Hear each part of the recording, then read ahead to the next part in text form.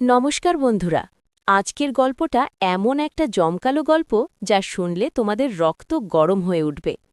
আমার বয়স ৩১ বছর, কিন্তু আমার শরীর দেখলে মনে হয় পুরো দোস্তর যুবতী মেয়ের মতো। আমার বিয়ে হয়েছে মাত্র ৯ মাস আগে। আমার উচ্চতাটা ৫ ফুটেরও বেশি, আর আমার শরীরের গড়নও বেশ আকর্ষণীয়।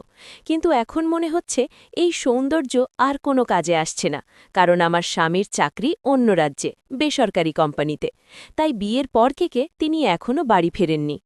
আমার শ্বশুরবাড়িতে আমার ১৯ বছরের দেওর সাগর, আমার শ্বশুর আর তার মা অর্থাৎ আমার দিদি শাশুড়ি থাকেন। আমার শাশুড়ি গত বছর মারা গেছেন, তাই আমার স্বামী আমাকে তার সঙ্গে নিয়ে যাননি, কারণ বাড়ির দায়িত্ব আমাকেই সামলাতে হবে। কিন্তু এখানে আমার মনের ভাব বোঝার মতো কেউ নেই। আমার উত্তপ্ত রক্ত ভেতরে ভেতরে ফুটছে, যাকে শান্ত করার জন্য কাউকে দরকার ছিল। কিন্তু আমার স্বামী গত ৪ মাস ধরে বাড়ি ফেরেননি, তাই আমি এখন বেশ অস্থির আর তৃষ্ণার্ত হয়ে পড়েছি। তখনই আমার নজর পড়ল আমার দেওর সাগরের দিকে। তার উচ্চতা আমার চেয়ে কিছুটা কম, শরীরও আমার চেয়ে হালকা, কিন্তু তার ঘোড়া তার শরীরের তুলনায় বেশ বড়। সাগর এখন কলেজে বেসরকারি ভর্তি নিয়েছে, তাই এই দিনগুলোতে সে বাড়িতেই থাকে। বাড়িতে আমি আর সাগর ছাড়া আর কেউ থাকে না। আমার শ্বশুরের মা বয়সের ভারে সবসময় নিজের ঘরে বিশ্রাম নেন, আর শ্বশুর বাইরের ঘরে থাকেন, তাই তিনি খুব কমই ভেতরে আসেন। আগে আমি সাগরের দিকে এভাবে তাকাতাম না, কিন্তু যেদিন থেকে আমি তার কলাটা দেখলাম সেদিন থেকে আমার দৃষ্টিভঙ্গি পাল্টে গেল। সেদিন সাগর ভেবেছিল বাড়িতে কেউ নেই, তাই সে তার ঘরে ভিডিও দেখতে দেখতে নাগ দেবতার সঙ্গে খেলছিল। হঠাৎ ওদিক দিয়ে যাওয়ার সময় জানালার দিকে চোখ পড়ল। ভেতর থেকে ভিডিওর মৃদু আওয়াজ আসছিল। আমি জানালা দিয়ে উকি মেরে দেখলাম, আর দেখে আমার তো হুশই উড়ে গেল। গত ৩ মাসে এই প্রথম আমি কলার দর্শন পেলাম। নাগদেবতা দাঁড়িয়েছিল, আর সাগর তাকে হাত দিয়ে আলতো করে স্পর্শ করছিল। এটা দেখে আমার তো সেখানেই গঙ্গাজল বেরিয়ে গেল। সেই দিন থেকেই সাগরের নাগ দেবতার সোয়ারি করার জন্য আমার মন মচমচ করতে লাগল। সেদিন আমি আমার স্বামীকে ফোন করলাম, বললাম, এবার তুমি চলে এসো, আমার আর সহ্য হচ্ছে না। কতদিন আর এভাবে একা একা কষ্ট পাব? আমারও তো মন চায়, আমিও তো শেষমেশ একটা মেয়ে মানুষ। তখন আমার স্বামী ক্ষমা চেয়ে বললেন, দেখো ঋতু, আমি তোমার অস্থিরতা বুঝতে পারছি, কিন্তু আগামী ৩ মাস আমার কোনো ছুটি নেই। কোম্পানিতে নতুন কিছু প্রজেক্ট শুরু হয়েছে, তাই সবাইকে ডাবল শিফটে কাজ করতে হচ্ছে। ৩ মাসের মধ্যে ছুটি পাওয়া অসম্ভব। আর মাত্র ৩ মাস অপেক্ষা করো, তারপর দেখো আমি এসে তোমার কি দশা করি। এই বলে হেসেই তিনি ফোন কেটে দিলেন। কোনো রকমে সকাল হলো। সকালে আমি সবার জন্যে চা নাস্তা বানালাম, আর সাগরের জন্যে বিশেষ করে তার ঘরে নিয়ে গেলাম। ঘরে ঢুকে দেখি সাগর তখনও ঘুমোচ্ছে। ঘুমের মধ্যে তার নাগদেবতা একদম খাড়া হয়ে দাঁড়িয়েছিল। তাকে দেখে আমার আর সামলানো গেল না, আমি তাকে ছুঁয়ে ফেললাম। নাগদেবতাকে ছোঁয়ার সঙ্গে সঙ্গে আমার শরীরে যেন বিদ্যুৎ খেলে গেল। কিন্তু তখনই দেখলাম সাগর জেগে গেছে আর আমার দিকে তাকিয়ে আছে। আমি তাড়াতাড়ি পিছিয়ে গিয়ে বললাম, দেবরজি, এবার ওঠো, সকাল হয়ে গেছে। সাগর আমাকে গুড মর্নিং বলে মুখ ধুতে চলে গেল, আর আমি সেখানেই বসে ভাবতে লাগলাম হয়তো সাগর দেখেনি। এরপর সাগর তার ঘরে ফিরে এলো, আর আমরা দুজনে দেবর ভাবি হিসেবে গল্প করতে করতে নাস্তা করতে লাগলাম। হঠাৎ আমি পেটে ব্যথার অজুহাত দেখিয়ে জোরে জোরে কাঁদতে শুরু করলাম। সাগর হকচাকিয়ে জিজ্ঞেস করল, কি হলো ভাবি, তুমি এত কষ্টে কেন? আমি বললাম, সাগর, জানি না কেন সকাল থেকে বারবার পেটে ব্যথা করছে। সাগর বলল, একটু অপেক্ষা করো ভাবি, আমি পেটের ওষুধ এনে দিচ্ছি। আমি ইচ্ছে করেই পেটে ব্যথার অজুহাত দিয়েছিলাম, যাতে সাগরকে কাছে টানতে পারি। তখন আমি তাকে থামিয়ে বললাম, সাগর, পেটের ওষুধ তো আমি আগেই খেয়েছি, তুমি বরং একটু আমার পেটটা টিপে দাও না। সাগর প্রথমে একটু ইতস্তত করল, কিন্তু আমার কষ্ট দেখে বিছানায় বসে পেট টিপতে শুরু করল। সেই মুহূর্তে আমার খুব ভালো লাগছিল। সাগরের চোখও এদিক ওদিক ঘুরছিল। হঠাৎ শ্বশুরের আসার শব্দ পেলাম। আমি সাগরকে বললাম, ঠিক আছে সাগর, আমি রান্না করতে যাই, আজ তোমার বাবার বাজারে যাওয়ার কথা। এরপর আমি রান্নাঘরে গিয়ে খাবার তৈরি করলাম। শ্বশুর আর দিদি শাশুড়ির জন্য খাবার পরিবেশন করলাম।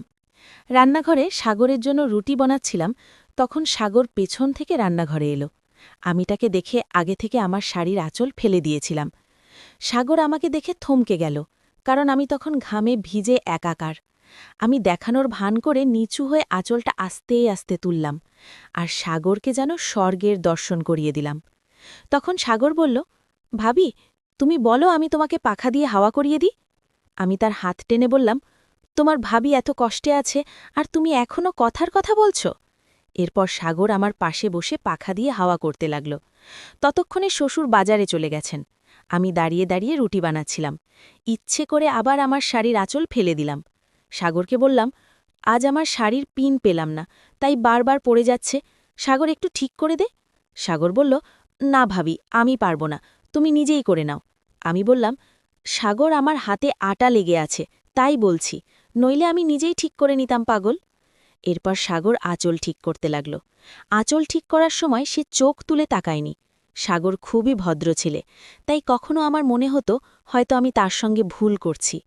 কিন্তু আমার ভেতরের আবেগ এত তীব্র ছিল যে সঠিক ভুল কিছুই বুঝতে পারছিলাম না। আজ শ্বশুর বাজারে গেছেন আর দুপুরে দিদি শাশুড়ি ওষুধ খেয়ে ঘুমিয়ে পড়েন, তাই বাড়িতে আমি আর সাগর ছাড়া কেউ ছিল না। আমি মনে মনে ঠিক করেছিলাম আজ আমি সাগরের নাগ দেবতার দর্শন করেই ছাড়ব। কিন্তু সাগর তখনও আমাকে সেরকম চোখে দেখছিল না। সারা দিন আমি সাগরের আশেপাশে ঘুরঘুর করলাম, তাকে ফাঁসানোর চেষ্টা করলাম, কিন্তু সাগরের মন শুধু উপর নিচ হয়ে থাকল। আমার সঙ্গে এমন কথা বলতেও সে লজ্জা পাচ্ছিল। সন্ধ্যায় আমরা দুজনে বসে খাচ্ছিলাম, তখন সাগর অবশেষে বলেই ফেলল, ভাবি, মনে হচ্ছে আজকাল তোমার শরীরটা খুব একটা ভালো নেই। তুমি কয়েকদিনের জন্য ভাইয়ার কাছে শহরে চলে যাও, এখানে আমি সব সামলে নেব। আমার চোখে জল এলো। আমি সাগরকে বললাম, ব্যাস, তুমি থামো। গত ২-৩ মাস ধরে আমি কতটা কষ্টে আছি কেউ জানে না। তোমার ভাইয়ার কোনো চিন্তা নেই, তোমারও নেই। আমাকে কাঁদতে দেখে সাগর আমার চোখের জল মুছতে লাগল। তখন আমি তার গলা জড়িয়ে ফুঁপিয়ে উঠলাম। আমি কি যে বলে ফেললাম নিজেই জানি না। সাগরকে বললাম, দেবুরজি, তোমাকে দেখলে মনে হয় তুমি তোমার ভাইয়ার মতোই, তাই মাঝে মাঝে আমি তোমার আশেপাশে বেশি ঘুরে বেড়াই, প্লিজ এটা খারাপ ভেবো না। সাগর বলল, না ভাবি, তোমার কথায় আমি কেন খারাপ ভাবব, তোমার মতো ভাবি তো ভাগ্যবানদেরই জোটে। আমি তার হাত ধরে স্পর্শ করতে করতে বললাম, দেবুরজি, তুমি আমার থেকে এত দূরে দূরে কেন থাকো? আমি কি তোমার ভালো লাগে না, নাকি আমি তোমার গার্লফ্রেন্ডের মতো সুন্দর না? সাগর বলল, না ভাবি, এমন কিছু নয়, আমার তো কোনো গার্লফ্রেন্ডই নেই। আমি তার কোলে মাথা রেখে বললাম, তোমার কোনো গার্লফ্রেন্ড নেই, তাহলে আমাকেই তোমার গার্লফ্রেন্ড বানিয়ে নাও। কেন এত কষ্ট দিচ্ছ? তুমিও তো তোমার ভাইয়ার মতোই, না সে আমার কথা শোনে, না তুমিও না। সাগর বলল, কিন্তু ভাবি, তুমি তো আমার ভাবি, ভাবির সঙ্গে এমন কিছু করা তো ভুল। তো বন্ধুরা, আজকের গল্পটি তোমাদের কাছে কেমন লাগলো কমেন্ট করে আমাকে জানিয়ে দিও। আরেকটি কথা, তোমাদের যদি এই রকম কোনো ঘটনা থাকে আমাদের সাথে শেয়ার করতে পারো। আমি নাম গোপন রেখে ভিডিও পাবলিশ করব। আর সেটা যদি না চাও, কে কার সাথে করছো সেটা কমেন্ট করে জানিয়ে দিও। আর আমার চ্যানেলের অন্যান্য গল্পগুলি শুনে এসো। আর অবশ্যই অবশ্যই ভিডিওতে একটি লাইক দিয়ে চ্যানেলটি সাবস্ক্রাইব করে দিও। প্লিজ, তোমরা সবাই অনেক অনেক ভালো থেকো। আর নিয়মিত আমার গল্পগুলো শুনবে কিন্তু। আমি নিয়মিত তোমাদের জন্য মজার মজার গল্প নিয়ে আসব। বাই।